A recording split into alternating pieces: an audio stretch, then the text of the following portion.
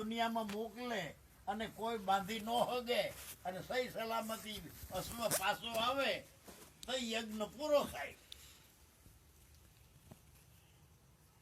આ ઘોડાને બાંધી દીધો બે ભાઈ. હવે તપાસ કરતા કરતા રામના જોધા આવ્યા કે તમે ઘોડો બાંધ્યો? કે હા. ખબર છે તમને આ ઘોડો કેવો કે ગમે એ ન હોય. બાંધ્યા. ન પૂગ્યા રામના યોધા.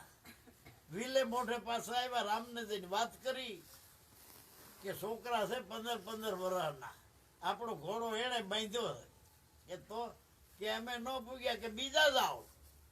કે અમે જોઈ લીધું, બીજા નહીં પૂગે, ગમે એને મોકલશો. એવું બધું કે તો કે રામ કે હાલો હું આવું. રામ આવ્યા ના છોકરીને જોયા. રામ પૂછે છે કે તમે કેના છોકરા છો? તમારો બાપ કોણ?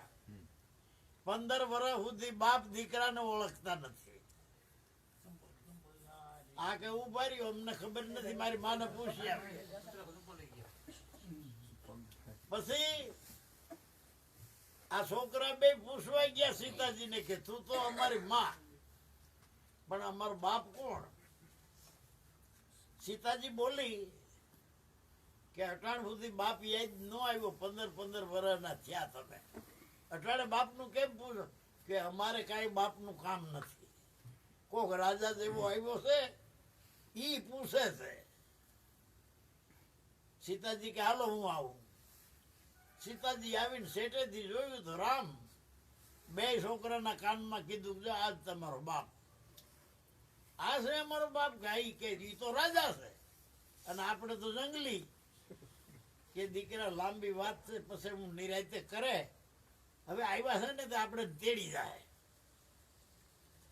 સીતાજી જઈને રામને પગે લાગ્યા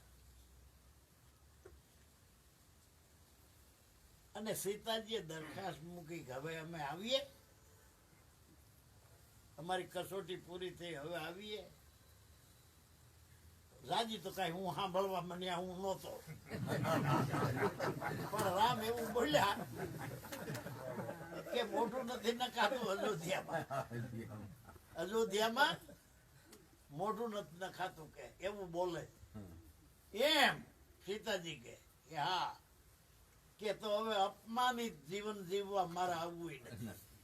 એવું જીવન જીવવા કરતા ત્યાં આત્મહત્યા કરી સીતાજી મરી જાય. ઋષિ વિશ્વામિત્રે જોયેલ સઘળા જોશ તો સીતાને સંતોષ કોઈ દી ન મળ્યો કાગડા. રામ અને સીતાના લગ્નના મુહૂર્ત તો ઘડિયા વિશ્વામિત્રે જોયા હતા અને જિંદગી ભર રામ ને સીતા શું. સીતાજી આત્મહત્યા કરીને મરી ગઈ ને રામ સરજુ ગંગામાં ડૂબી જળ સમાધિ પછી એને કીધી. એવી રીતે મર્યા. જિંદગી ભર સુખી ન થયા તો એવા મૂર્ખો ગળિયા ને ગણવા કેવા? આના ઉપરથી ધડો લઈ અને આપણે મૂર્ખો ગળિયા છોડી દેવાના, કોઈને પૂછવાનું નહીં. ભગવાન બુદ્ધ કહે છે જે ક્ષણે તમારી અંદર શુભ વિચાર ઉત્પન્ન થયો એ શુભ સોગડ્યો, અને જે ક્ષણે તમારી અંદર અશુભ વિચાર ઉત્પન્ન થયો એ જ અશુભ સોગડ્યું. સંત પલટું થયા અયોધ્યાની આજુબાજુમાં. પલટું શુભ દિન શુભ ઘડી, યાદ પડે જબ નામ, લગ્ન મુહૂર્ત झूठ सब और सब बिगाड़े काम.